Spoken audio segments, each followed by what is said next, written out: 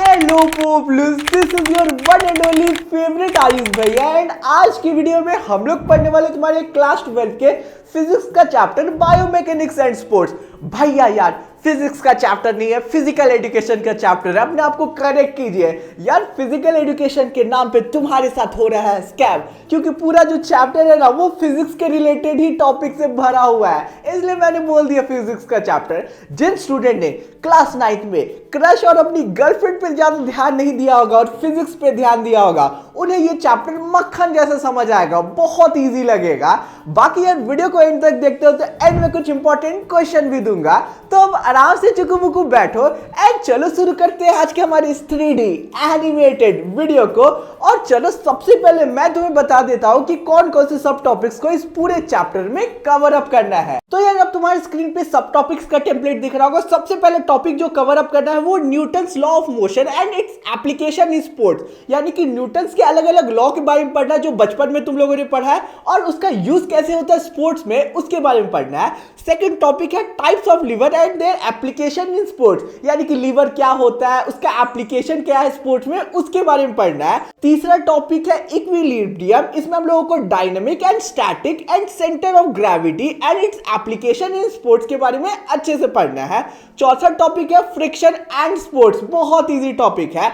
पांचवा टॉपिक है projectile in sports, ये भी इजी पीजी है, आराम से कंप्लीट करेंगे। तो अब चलो सबसे पहले हम लोग बेसिक से स्टार्ट करते हैं और ये समझते हैं कि बायोमैकेनिक्स कौन से बला का नाम है।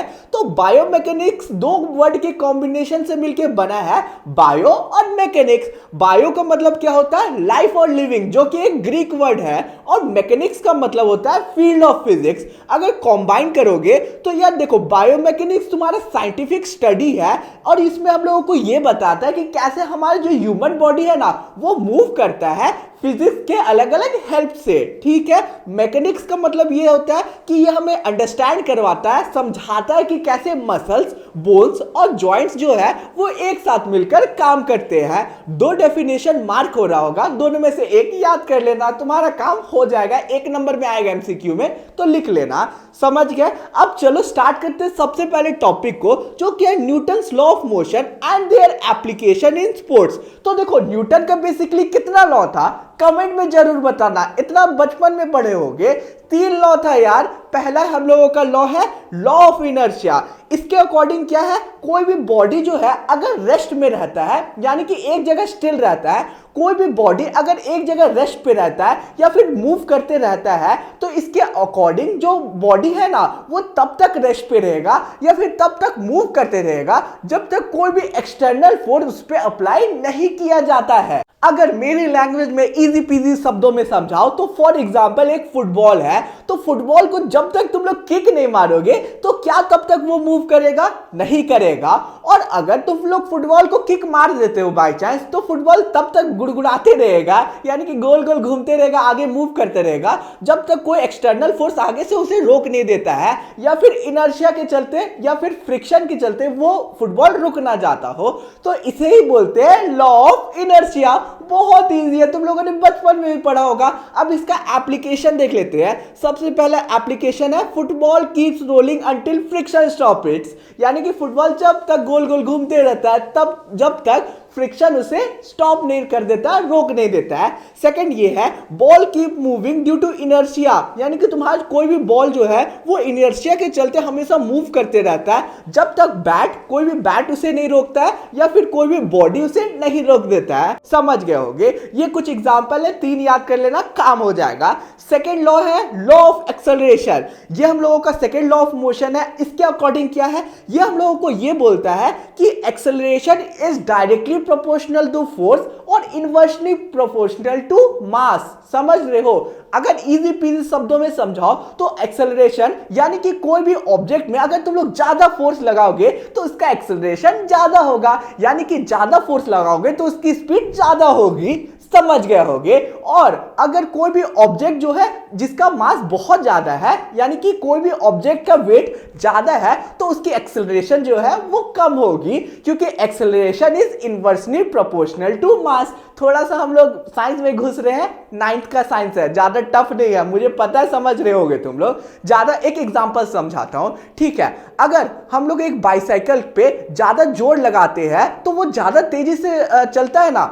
अगर तुम्हारे दोस्त साइकिल चला रहा, तुम पीछे से पुश कर रहे हो एकदम जोर से, तो तुम्हारा जो बाइसाइकिल है वो तेजी से जाएगा। तो ये एक एग्जांपल हो गया कि force is directly proportional to acceleration, यानी कि स्पीड, ठीक है। अब acceleration is inversely proportional to mass कैसे होगा? अगर सपोज करते एक बहुत भारी पत्थर है, ठीक है, उसे तुम लोग धकेल रहे हो, तो क्या वो ज्यादा तेजी से रोल होगा? नहीं होगा, क्योंकि वो उसका वेट बहुत ज्यादा है। तो ये है तुम्हारा एक एग्जांपल कि acceleration is inversely proportional to mass. समझ गए होंगे। अब एग्जांपल देख लेते हैं, और कुछ कुछ पॉइंट है कि जितना ज्यादा फोर्स लगाओगे तो उतना ज्यादा स्पीड बढ़ेगा कोई भी ऑब्जेक्ट का। समझ गए होंगे। इसका एप्लीकेशन क्या है? A sprinter accelerates faster when they apply greater force against the ground, यानी कि कोई भी जो रनर है, स्प्रिंटर है, वो ज्यादा तेज तब दौड़ पाता है जब वो ज्यादा फोर्स लगाता है अगेंस्ट ग्राउंड, यानी कि जमीन का अगेंस्ट वो ज्यादा फोर्स लगाएगा तो वो ज्यादा तेजी से दौड़ पाएगा। समझ गए होंगे। और football accelerates more when kicked with greater force, यानी कि अगर तुम लोग फुटबॉल को बहुत जोर से मारोगे तो वो बहुत जल्दी रोल करके आगे जाएगा। तो वही एग्जांपल है। तीसरा एग्जांपल ये लिख सकते हो कि a cricket ball, if you throw a cricket ball with high force, तो उसका स्पीड जो है वो बहुत ज्यादा होगा। तो ये कुछ एप्लीकेशन है, लिख लेना, काम हो जाएगा। तीसरा हम लोगों का क्या है? Law of reaction. ये क्या है बता दीजिए। एक एग्जांपल से बताता हूं। अगर तुम लोग अपनी गर्लफ्रेंड को एक चटा मारते हो, यानी कि एक थप्पड़ मारते हो, या फिर अपनी बहन को एक थप्पड़ मारते हो, तो तुम्हारी बहन क्या करेगी तुम्हारे साथ? तुम्हारा झोटा उखाड़ देगी भाई, तुम्हारा बाल उखाड़ देगी, यानी कि तुम्हारी बहन भी तुम्हें 4 थप्पड़ मारेगी। तो ये लॉ ऑफ रिएक्शन हुआ कि नहीं? नहीं हुआ। ये लॉ ऑफ रिएक्शन नहीं हुआ। लॉ ऑफ रिएक्शन हमें क्या बोलता है जानते हो? हमें ये बोलता है कि every action is a equal and opposite reaction, यानी कि अगर तुम लोग किसी को एक थप्पड़ मार रहे हो तो अगला भी तुम्हें एक थप्पड़ मारेगा ना, तो तुम्हारा ये आ जाएगा लॉ ऑफ रिएक्शन में। एक एग्जांपल देता हूं। तुम लोग अभी तो उठो अपने बेड से और तुरंत दीवार को धकेलने की कोशिश करो, तो जितना फोर्स तुम लोग दीवार पे लगाओगे ना, उतना फोर्स दीवार तुम्हारे अपोजिट में तुम्हें भी लगाएगा। तो ये एक सिंपल सा एग्जांपल है, समझ गए होंगे। एप्लीकेशन क्या है स्पोर्ट्स में वो देख लो। स्विमर का एक एग्जांपल लिख सकते हो कि जब वो स्विमर जो है वो पानी को पीछे ढकेलता है, तो स्विमर जो है वो आगे तैर पाता है जल्दी जल्दी। समझ गए होंगे। एक और एग्जांपल दो तो बचपन में पढ़ा होगा, जब गन से तुम लोग शूट करोगे तो तुम्हारा जो गन है ना, शूट करते ही वो पीछे आएगा और गोली आगे जाएगा। तो ये भी एग्जांपल है। और वॉल का एग्जांपल भी लिख देना, काम हो जाएगा, फुल मार्क्स मिल जाएगा। आई होप तुम लोगों को पहला टॉपिक क्रिस्टल क्लियर होगा। चैनल पे नए हो तो सब्सक्राइब कर देना। और हाँ यार, हमारे खुद के अनइंडिक एजुकेशन ऐप में मैंने प्रीमियम नोट्स को लॉन्च कर दिया है। फिजिकल एजुकेशन के, हिंदी के और इंग्लिश के, लिंक डिस्क्रिप्शन में मिल जाएगा। सैंपल देख लो, अगर तुम्हें पसंद आता है तो अभी जाके हमारे अनइंडिक एजुकेशन ऐप में जाके परचेज कर सकते हो। और हाँ, शूरवीर बैच में जाके ज्वाइन कर सकते हो, क्योंकि यहाँ पे तुम लोगों को डिटेल लेक्चर मिलेंगे और मैं स्मार्ट मोड में पढ़ा रहा हूँगा। दोनों की लिंक डिस्क्रिप्शन में मिल जाएगी, अभी जाके ज्वाइन कर लेना। इससे तुम लोग बोर्ड्स में बहुत फाड़ू मार्क्स स्कोर कर सकते हो। तो अब चलो स्टार्ट करते हैं हमारे सेकंड टॉपिक को, जो कि है तुम लोगों का types of lever and their application in sports. तो यार सबसे पहले तो हम लोग ये समझ लेते हैं कि लीवर किस बला का नाम है। एक चीज याद रखना कि इस कॉन्सेप्ट को अच्छे से ध्यान से नहीं सुनोगे तो बहुत ज्यादा कंफ्यूज हो जाओगे, इसलिए अच्छे से ध्यान से सुनना। तो लीवर तुम्हारा एक सिंपल मशीन है जो कि रिजिड बार से मिलकर बनता है, जो कि प्लैंक भी हो सकता है, रॉड भी हो सकता है, और ये एक फिक्स्ड पॉइंट पे घूमता है जिसे हम लोग फलक्रम बोलते हैं। समझ गए होगे। ये जो है यानी कि जो हमारे लीवर है ना, इससे हम लोग कोई भी ऑब्जेक्ट को आराम से मूव कर पाते हैं अप्लाई करके फोर्स को, यानी कि कम फोर्स अप्लाई करके हम लोग हेवियर ऑब्जेक्ट को लिफ्ट कर पाते हैं। एक बहुत ही इजी पीजी एग्जांपल दूं तो तुम लोग प्लेग्राउंड में जो सीसॉ देखते हो, जो बचपन में तुम लोगों ने हर किसी ने चढ़ा होगा, अभी भी चढ़ते होगे, वो एग्जांपल है तुम लोगों का लीवर का, जिसकी विजुअल्स पीछे बैकग्राउंड में देख रहे होगे। अब कुछ पॉइंट देख लेते हैं लीवर का। सबसे पहले हमारी बॉडी में अलग अलग तरीके के लीवर प्रेजेंट होते हैं, जो कि बोन्स और मसल से मिलकर बनते हैं। फिंगर्स, लेग्स, आर्म्स तुम्हारा एग्जांपल है है लिवर का और लिवर के जैसा काम करता है। जो लिवर है वो हमारे बॉडी को अलाउ करता है कि वो आराम से मूव कर पाए और फोर्स को, अच्छे खासे फोर्स को जनरेट कर पाए। लिवर जो हम लोगों को हेल्प करता है कि कोई भी वर्क को हम लोग आराम से कर पाए। लास्ट पॉइंट में हम लोगों को ये लिखा हुआ है कि अलग अलग स्पोर्ट इक्विपमेंट जैसे कि बैट और रैकेट जो है वो उसमें लिवर का कॉन्सेप्ट यूज होता है और वो लिवर जैसा काम करता है। समझ गए होंगे। नेक्स्ट टेम्पलेट तुम्हारी स्क्रीन पे दिख रहा होगा। ये समझ लेते हैं कि लिवर के अलग अलग पार्ट्स क्या होते हैं। पहला होता है फल्क्रम। ये ऐसा पॉइंट होता है जिसमें तुम लोगों का बोन और लिवर जो है मूव करता है, जिसकी इमेज तुम लोग बैकग्राउंड में देख सकते हो। ठीक है, बीच में जो पॉइंट है ना उसे हम लोग फल्क्रम बोलते हैं। सेकंड क्या है? लोड। इसे हम लोग रेजिस्टेंस के नाम से भी जानते हैं। ठीक है, ये वेट या फिर कह सकते हो रेजिस्टेंस जो है जो कि मसल को मूव करना पड़ता है। यानी कि तुम लोग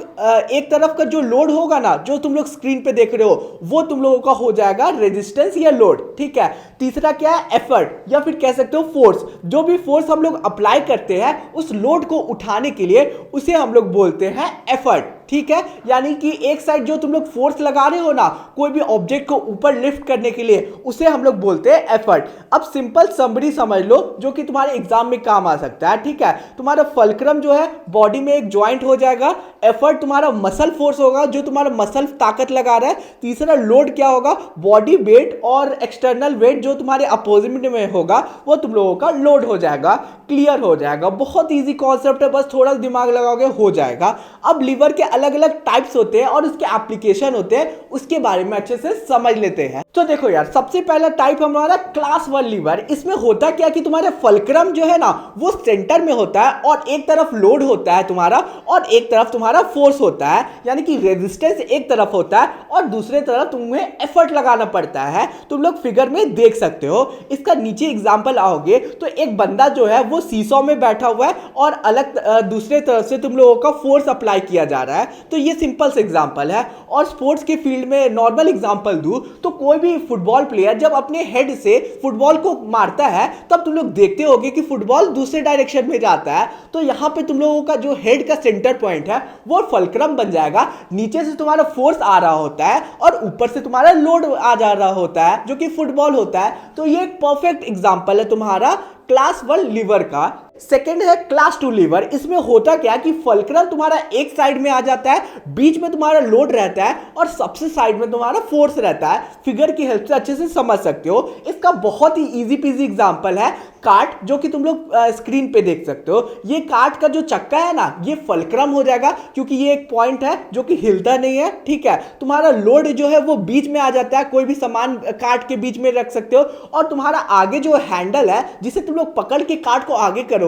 उसमें वो तुम्हारा फोर्स में आ जाएगा। तो ये एक परफेक्ट एग्जांपल है। और एग्जांपल दो बॉडी के टर्म्स में तो तुम लोग अगर जिम जाते होगे तो तुम लोग देखते होगे कि इस एक्सरसाइज को, यानी कि जो एक्सरसाइज मैं तुम्हें करके दिखा रहा हूं, इसे काप्स एक्सरसाइज बोलते हैं। तो ये तुम लोगों का परफेक्ट एग्जांपल हो जाएगा तुम्हारा क्लास 2 लिवर में। ऐसा क्यों? क्योंकि तुम्हारा जो टो के फिंगर है ना वो तुम्हारा आ जाएगा फल्क्रम। ठीक है, तुम्हारा फोर्स जो है वो ऊपर की तरफ लग रहा है, काप्स में लग रहा है और बीच वाला पार्ट तुम्हारा जो है वो लोड आ जाएगा। यानी कि जो तुम्हारा जो टो का एंड है ना उस पे सारा लोड जा रहा है, फोर्स तुम्हारा ऊपर के पैर में जा रहा है और सबसे आगे फिंगर के पास तुम्हारा फल्क्रम हो जाएगा, पॉइंट हो जाएगा। तो तुम लोग इसमें क्लियरली देख सकते हो। अब क्लास 3 लीवर देखते हैं। क्लास 3 लीवर में ये होता है कि फल्क्रम तुम्हारा जो एक पॉइंट है वो अपने जगह पे रहता है, फोर्स तुम्हारे सेंटर में आ जाता है। फोर्स यानी कि तुम्हारा एफर्ट ये तुम्हारा सेंटर पे आ जाता है और रेजिस्टेंस यानी कि लोड तुम्हारा दूसरे साइड हो जाता है। तुम लोग फिगर में देख सकते हो। तो ये तुम्हारा है क्लास 3 लीवर।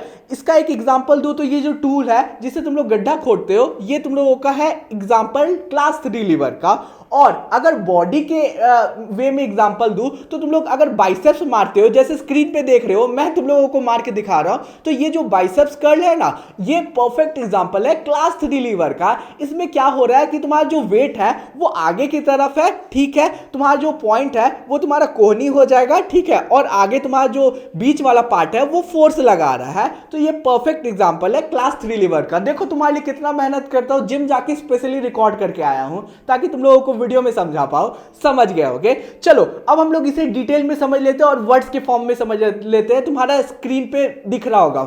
सबसे पहले क्लास 1 लीवर, इसमें क्या होता है, फल्क्रम जो है वो बीच में रहता है एफर्ट के और रेजिस्टेंस के। एग्जांपल दो तो प्लेग्राउंड का सीसॉ, ठीक है, फुटबॉल प्लेयर जब हेड से मारता है फुटबॉल को शॉट। और तीसरा क्या हो जाएगा, तीसरा हो जाएगा तुम लोगों का सीटेड डंबल ट्राइसेप, जिसकी फिगर तुम लोग, जिसकी इमेज या फिर कह सकते हो विजुअल पीछे बैकग्राउंड में देख सकते हो। सीटेड डंबल ट्राइसेप्स एक परफेक्ट एग्जांपल है तुम लोगों का क्लास 1 लीवर का, जो मैं करके दिखा रहा हूं। क्लास 2 लीवर में ये होता है कि तुम्हारा जो लोड है ना वो एफर्ट और फल्क्रम के बीच होता है, यानी कि फल्क्रम एक जगह रहेगा, लोड बीच में रहेगा और फोर्स तुम लोगों को एक साइड में लग रहा होगा। इसका परफेक्ट एग्जांपल क्या है, इसका एग्जांपल है काप्स का एक्सरसाइजेस, जो मैंने तुम्हें दिखा दिया, जिसकी विजुअल स्क्रीन पे देख सकते हो। और नेक्स्ट क्या है, अगर तुम लोग अपने पैर को टिप टो को ऊपर कर रहे हो तो हो सकता है, या फिर अगर तुम लोग जंप करते हो तो वो तुम लोगों का एग्जांपल हो जाता है लेवल 2 लीवर का, यानी कि क्लास 2 लीवर का। तीसरा क्या है हम लोगों का क्लास 3 लीवर में, इसमें यह होता है कि तुम्हारा एफर्ट जो कि फोर्स है वो बीच में रहता है तुम्हारे लोड के और फल्क्रम का। इसका एग्जांपल क्या है, डेडलिफ्ट देख सकते हो, ये एकदम परफेक्ट एग्जांपल है। बाइसेप्स कर्ल जो मैं करके दिखा रहा हूं, डेडलिफ्ट जो मैं करके दिखा रहा हूं, ये परफेक्ट एग्जांपल है तुम्हारा क्लास 3 लीवर का, ठीक है। और एग्जांपल दूं तो लेग प्रेस भी तुम लोगों का परफेक्ट एग्जांपल, इसका लेग एक्सटेंशंस भी इसका एग्जांपल है, जो कि जिम के प्रोस्पेक्टिव से मैं बता रहा हूं। जो जिम जाता है वो ज्यादा रिलेट कर सकता है, ठीक है। बाकी याद कर लेना, परफेक्ट नोट्स है। आई होप तुम लोगों को सेकंड टॉपिक अच्छे से क्लियर होगा। चलो अब स्टार्ट करते हैं हमारे तीसरे टॉपिक को। और कहीं पे भी डाउट होगा जरूर कमेंट करके पूछना, या फिर इंस्टा पे पूछ लेना, वहां पे पर्सनली मैं तुम लोगों को समझा दूंगा सारी चीजें, ठीक है, समझ गए। चलो स्टार्ट करते हैं हमारे तीसरे टॉपिक को। तो हमारा तीसरा टॉपिक है equilibrium, dynamic and static and centre of gravity and its application. तो चलो सारे कॉन्सेप्ट को समझते हैं। और सबसे पहले ये समझते हैं कि इक्विलिब्रियम क्या होता है। इक्विलिब्रियम एक ऐसा कंडीशन होता है जहां पे तुम्हारे बॉडी में जितने भी फोर्सेस लग रहे होते हैं चारों दिशाओं से, वो सारे एक दूसरे को कैंसल आउट कर देते हैं और तुम्हारा बॉडी एकदम बैलेंस रहता है, या फिर कोई भी ऑब्जेक्ट बैलेंस रहता है तो वो इक्विलिब्रियम कहलाता है। आई होप क्लियर होगा। दो डेफिनेशन है, कोई भी याद कर लेना। एग्जांपल देता हूं, कोई भी पर्सन जो है वो खड़ा है बिना एक तरफ झुके हुए एकदम स्ट्रेट, तो वो इक्विलिब्रियम का कंडीशन है। कोई भी बॉल जो है वो ग्राउंड में बिना मूव किए एक जगह पे स्टिल है, रुका हुआ है, तो वो इक्विलिब्रियम है। एक सीसॉ जो पूरा प्लेन है, स्ट्रेट है ना, एक दोनों तरफ एकदम बराबर है, ना एक तरफ झुका है ना दूसरा तरफ झुका है, तो वो इक्विलिब्रियम का कंडीशन है। समझ गए होगे। इक्विलिब्रियम के दो टाइप्स होते हैं। पहला है तुम लोगों का स्टैटिक इक्विलिब्रियम। इसमें होता क्या है कि सेंटर ऑफ ग्रेविटी जो है वो स्टेबल होता है। इसमें तुम्हारा जो बॉडी है वो हिलता डुलता नहीं है और एक जगह स्टेबल रहता है। जैसे कि कोई भी बंदा एक जगह खड़ा है, कोई भी बंदा एक जगह बैठा हुआ है, या फिर कोई भी बंदा अपने बैग को लेकर एकदम स्ट्रेट खड़ा है, तो वो तुम लोगों का स्टैटिक इक्विलिब्रियम हो जाएगा। सेकेंड है डायनेमिक इक्विलिब्रियम। इसमें होता क्या है कि ये एक ऐसा स्टेट है जहां पे सेंटर ऑफ ग्रेविटी तुम्हारा मोशन में होता है। सेंटर ऑफ ग्रेविटी यानी कि कोई भी बॉडी जो है मोशन में होता है, चल रहा होता है, हिल रहा होता है। अगर कोई ऑब्जेक्ट जो है वो कांस्टेंट स्पीड पे मूव कर रहा होता है एक डायरेक्शन में, तो वो डायनेमिक इक्विलिब्रियम होता है। एग्जांपल देता हूं, एक साइक्लिस्ट जो है वो कांस्टेंट स्पीड में अपने साइकिल को चला रहा होता है, तो वो डायनेमिक इक्विलिब्रियम है। आई होप क्लियर होगा। अब न्यू टॉपिक को समझते हैं कि सेंटर ऑफ ग्रेविटी क्या होता है। सेंटर ऑफ ग्रेविटी एक इमेजिनरी पॉइंट होता है तुम्हारे बॉडी के बाहर या तुम्हारे बॉडी के अंदर, जहां पे होता क्या है कि तुम्हारा जो बॉडी का जितना भी वेट है ना वो इवनली डिस्ट्रीब्यूट हो जाता है और तुम्हारा एकदम बॉडी जो है वो बैलेंस रूप में खड़ा रहता है। इसे हम लोग बोलते हैं सेंटर ऑफ ग्रेविटी। बस सीधे साधे मतलब में ये समझ लो कि एक ऐसा पॉइंट होता है तुम्हारे बॉडी में जहां पे तुम्हारा बॉडी का जो वेट होता है वो इवनली डिस्ट्रीब्यूट होके तुम्हारा जो बॉडी है वो बैलेंस्ड हो जाता है। ये अलग अलग पोजीशन पे रेफर करता है। अगर तुम लोग अपने पोजीशन को चेंज करोगे ना तो ये तुम्हारा सेंटर ऑफ ग्रेविटी जो है वो चेंज होते रहेगा। क्लियर होगा। In human body the centre of weight is known as centre of gravity, यानी कि तुम्हारा जो वेट है ना उसका जो भी सेंटर पॉइंट होगा उसे हम लोग सेंटर ऑफ ग्रेविटी बोलते हैं ह्यूमन बॉडी के अकॉर्डिंग इंपॉर्टेंट पॉइंट है, याद हो जाएगा। चलो नेक्स्ट टेम्पलेट देखते हैं। ये जो फिगर है इससे क्लियरली सब समझ आ जाएगा। एक नॉर्मल बंदा जो नॉर्मल पोजीशन में खड़ा है तो उसका सेंटर ऑफ ग्रेविटी देख सकते हो एक सर्टेन पॉइंट पे है, बीचों बीच है, समझ गए। सेकंड बंदा जो अपने हाथों को ऊपर करके खड़ा है तो उसका सेंटर ऑफ ग्रेविटी तुम लोग देख सकते हो वो ऊपर शिफ्ट हो गया है, यानी कि उसका वेट जो है वो इवनली डिस्ट्रीब्यूट होकर थोड़ा ऊपर वो पॉइंट चला गया है जहां पे वो बैलेंस होकर खड़ा हो पा रहा है। तीसरा क्या है, एक बंदा झुक गया है। अब झुक गया है तो इसका सेंटर ऑफ ग्रेविटी जो है वो नीचे चला गया है। तुम लोग देख सकते हो कि जो लाइन है उसके नीचे चला गया है। तो सेंटर ऑफ ग्रेविटी तुम्हारे पोजीशन के अकॉर्डिंग चेंज होते रहता है। इमेज की हेल्प से समझ गए होगे, और इमेज अच्छे से कर लेना।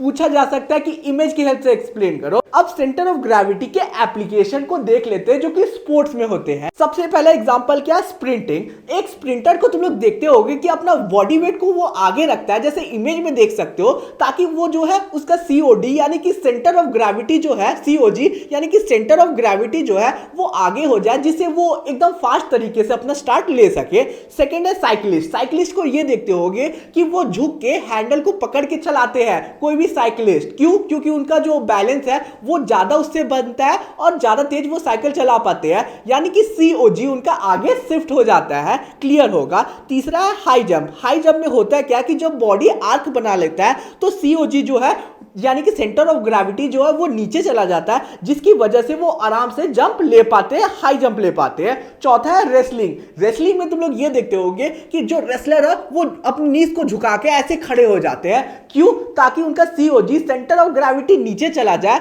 ठीक है, जिससे होता क्या है कि वो आराम से पुश बैक नहीं हो पाते और वो जमीन में आराम से नहीं गिर पाते हैं, बैलेंस बहुत अच्छा बन जाता है।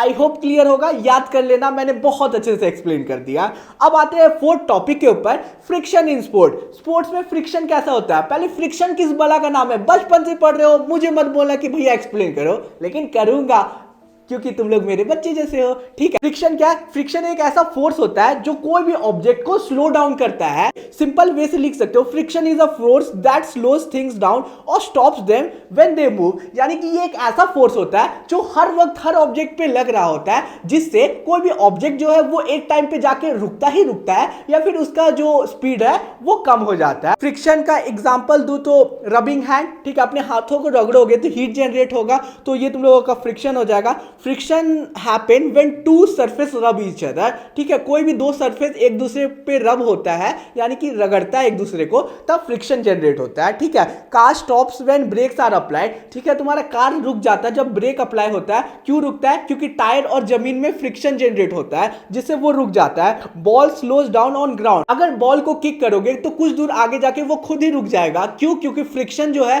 वो जनरेट हो रहा है ग्राउंड की हेल्प से, जिससे बॉल रुक जाएगा। क्लियर होगा। अब फ्रिक्शन के अलग अलग टाइप होता है। हमारा सबसे पहला फ्रिक्शन है स्टैटिक फ्रिक्शन। कभी भी कोई भी ऑब्जेक्ट को तुम पुश कर रहे हो और पुश करने से पहले जो फ्रिक्शन लग रहा है, यूज हो रहा है, उसे हम लोग स्टैटिक फ्रिक्शन बोलते हैं। जैसे कि ये जो बंदा है, ये जो बॉक्स है इसे धकेल रहा है, तो ये जो बॉक्स है ये मूव नहीं कर रहा, मूव करने से पहले जो फ्रिक्शन यूज हो रहा है उसे स्टैटिक फ्रिक्शन बोलते हैं। सेकेंड है स्लाइडिंग फ्रिक्शन, यानी कि कोई भी ऑब्जेक्ट जो स्लाइड कर रहा है और उस टाइम जो फ्रिक्शन जनरेट हो रहा है उसे हम लोग स्लाइडिंग फ्रिक्शन बोलते हैं। जैसे कि कोई भी बुक है वो स्लाइड कर रहा होता है एक टेबल से नीचे, तो तुम लोग देखते होगे कि एक टाइम पे आके जो बुक है वो रुक जाएगा। क्यों रुकता है? स्लाइडिंग फ्रिक्शन जो है उसका स्पीड को कम कर देता है। तीसरा है रोलिंग फ्रिक्शन, कोई भी ऑब्जेक्ट जो है वो रोल कर रहा होता है, गोल गोल घूम के नीचे आ रहा होता है और उस टाइम जो फ्रिक्शन लग रहा होता है उसे रोलिंग फ्रिक्शन बोलते हैं। इसमें होता क्या है कि एक ना एक टाइम पे जाके जो ऑब्जेक्ट गोल गोल घूम के नीचे आ रहा है एक टाइम पे आके रुक ही जाता है रोलिंग फ्रिक्शन के कारण। चौथा है फ्लूइड फ्रिक्शन, ऐसा फ्रिक्शन जो एयर और वाटर में ट्रैवल करते हुए लगता है उसे हम लोग फ्लूइड फ्रिक्शन बोलते हैं। जैसे कि एक स्विमर जो है वो तैर रहा होता है तो उस समय उस पर फ्लूइड फ्रिक्शन लग रहा होता है। आई होप क्लियर होगा। अब आते हैं फ्रिक्शन इन स्पोर्ट। स्पोर्ट्स के फील्ड में फ्रिक्शन बहुत ही इंपॉर्टेंट रोल प्ले करता है। बिना फ्रिक्शन के जो एथलीट है वो हमेशा दौड़ते रह जाएंगे, रुकेंगे नहीं कभी, ठीक है, उनका जमीन से ग्रिप नहीं बन पाएगा और कोई भी इक्विपमेंट जो है वो काम नहीं करेगा और उन्हें बहुत ज्यादा चोट लगेगा। इवेंचुअली समझो तो फ्रिक्शन नहीं होगा स्पोर्ट्स के फील्ड में तो कोई भी गेम को खेला नहीं जा सकता है। सबसे पहला है रनिंग एंड स्प्रिंटिंग। कोई भी इंसान जो है जो स्प्रिंटर है वो दौड़ रहा है तो वो करता क्या है कि अपने शूज से जो ग्राउंड है उसे आगे पुश करता है, जिससे क्या होता है बिना गिरे जो है वो स्प्रिंटर आगे दौड़ पाता है। अगर फ्रिक्शन नहीं होगा तो वो स्प्रिंटर गिर जाएगा। सेकंड है फुटबॉल, जो स्टड्स होते हैं शूज में, यानी कि शूज में एक कांटेदार तुम लोग देखते होगे डिजाइन बना रहता है जिसे स्टड्स बोलते हैं, वो फ्रिक्शन को जो है वो इंक्रीज करता है, ठीक है, जिससे जो ग्रिप है ग्राउंड में वो अच्छा बनता है, जिससे जो प्लेयर्स है वो फुटबॉल खेलते खेलते गिरते नहीं है ज्यादा। तीसरा है क्रिकेट, कोई भी बॉलर जो है वो फ्रिक्शन की हेल्प से जो बॉल है उसे स्पिन करते हैं क्रिकेट में। क्लियर हो गया। अब आते हैं हमारे लास्ट टॉपिक, पांचवें टॉपिक की तरफ, जो कि है प्रोजेक्टाइल इन स्पोर्ट। तो यार सबसे पहले हम लोग ये समझ लेते हैं कि प्रोजेक्टाइल क्या होता है। कभी भी कोई ऑब्जेक्ट को जब तुम लोग हवा में लॉन्च करते हो, फेंकते हो या फिर किक करते हो, तो तुम्हारा जो ऑब्जेक्ट है ना वो एयर रेजिस्टेंस और ग्रेविटी के जब इन्फ्लुएंस में आ जाता है तो उसे हम लोग प्रोजेक्टाइल बोलते हैं। इसमें दो चीजें इन्वॉल्व होता है, ग्रेविटेशनल फोर्स और एयर रेजिस्टेंस। जो पाथ फॉलो करता है प्रोजेक्टाइल के दौरान उसे हम लोग ट्रेजेक्टरी बोलते हैं और पैराबोला बोलते हैं। याद रखना इंपॉर्टेंट टर्म्स है। एग्जांपल देता हूं, football kicked in a game. जब फुटबॉल को तुम लोग किक करते हो तो वो हवा के और ग्रेविटी के कांटेक्ट में आता है, इन्फ्लुएंस में आता है, तो वो आ जाएगा तुम लोगों का प्रोजेक्टाइल। सेकंड है जेवलिन थ्रो। अगर तुम लोग जेवलिन को थ्रो करते हो जोर से हवा में तो तुम लोग देखते हो कि ये एयर रेजिस्टेंस और ग्रेविटी के इन्फ्लुएंस में आता है तभी नीचे आता है, तो इसे हम लोग प्रोजेक्टाइल बोलते हैं। तीसरा है लॉन्ग जंप, वो भी एग्जांपल में आ जाएगा, थोड़ा सा डेप्थ में याद कर लेना, मैंने एक्सप्लेन कर दिया।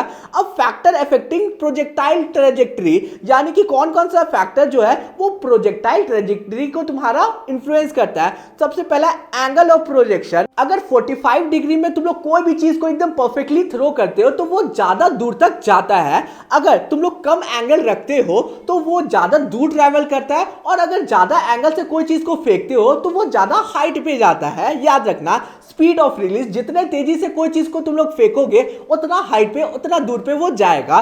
तीसरा क्या, हाइट ऑफ रिलीज। जितना हाइट पे तुम लोग फेंकोगे कोई भी चीज को वो उतना देर एयर के कांटेक्ट पे रहेगा। क्लियर हो है। चौथा है ग्रेविटी। ग्रेविटी, कोई भी चीज को आसमान में फेंकोगे और उस पर ज्यादा ग्रेविटी लगेगी तो वो ज्यादा जल्दी नीचे आ जाएगा, ग्रेविटी इन्फ्लुएंस करता है। पांचवा है एयर रेजिस्टेंस। कोई भी चीज को तुम लोग हवा में किक करोगे, लॉन्च करोगे, तो तुम लोग ये देखोगे कि हवा का भी कहीं ना कहीं रोल रहता है जो उसको इफेक्ट करता है, और वो जो पर्टिकुलर चीज जिससे तुम लोग फेंके हो वो जमीन में जल्दी आ जाता है। तो एयर रेजिस्टेंस भी बहुत ज्यादा इंपॉर्टेंट रोल प्ले करता है तुम्हारे प्रोजेक्टाइल ट्रेजेक्टरी में। तो आई होप तुम लोगों को पूरा चैप्टर क्रिस्टल क्लियर होगा। कहीं पे भी डाउट होगा तो कमेंट कर देना, और प्लीज यार अपने दोस्तों को वीडियो को शेयर कर देना, लाइक कर देना, और चैनल को नए होगा दिन सब्सक्राइब कर देना, क्योंकि तुम्हारे लिए मैं बहुत ज्यादा एफर्ट करता हूं एंड बहुत जल्दी सिलेबस भी कंप्लीट कर दूंगा। तो आई होप तुम लोगों को वीडियो अच्छा लगा होगा। अब तुम्हारी स्क्रीन पे इंपॉर्टेंट क्वेश्चन दिख रहा है, ये क्वेश्चन एग्जाम के पर्सपेक्टिव से इंपॉर्टेंट है। आंसर चाहिए तो टेलीग्राम ग्रुप ज्वाइन कर लेना, और ये जो नोट्स है जो कि जिससे मैं पढ़ा रहा हूं, जो मैंने क्रिएट किए, ये चाहिए होगा तो टेलीग्राम ग्रुप ज्वाइन कर लेना, लिंक डिस्क्रिप्शन में मिल जाएगा। और इंस्टा पे फॉलो कर लेना, और प्रीमियम नोट्स भी परचेज कर लेना, उससे पढ़ के तुम लोग फाड़ू मार्क्स स्कोर कर सकते हो। तो यार अब मिलते हैं नेक्स्ट वीडियो में, बाय बाय।